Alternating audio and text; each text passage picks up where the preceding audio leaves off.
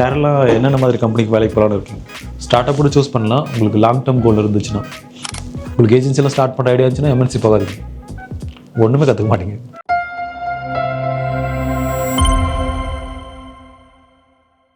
ஆனால் ப்ரோவாக இருப்பீங்க. ஆனால் என்ன எதில் ப்ரோவாக இருக்கீங்கன்னு உங்களுக்கே கன்ஃபியூஸ்டாக இருக்கும்.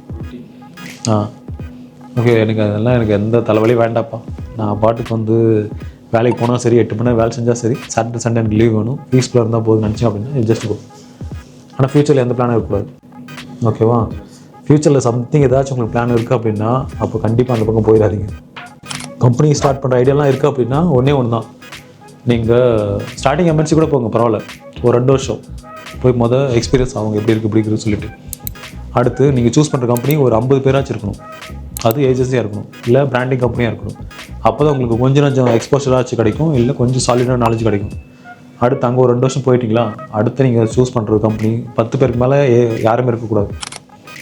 அதிகபட்சம் அந்த கம்பெனியோட ஸ்ட்ரென்த்தே 10 பேர் தான் இருக்கும்.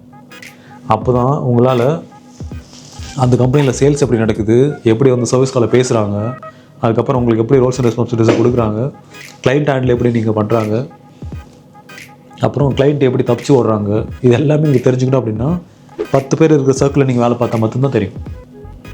சரிங்களா? நீங்கள் எம்என்சியில் தெரியும்னு நினைக்கிறீங்களா? உங்கள் பாஸ்க்கு யாருன்னு தெரியாது. மார்க்கெட்டிங் கம்பெனி போகிறீங்க அப்படின்னா அப்போ உங்களை வந்து விசிபிளாக இருக்குமா? கிடையாது.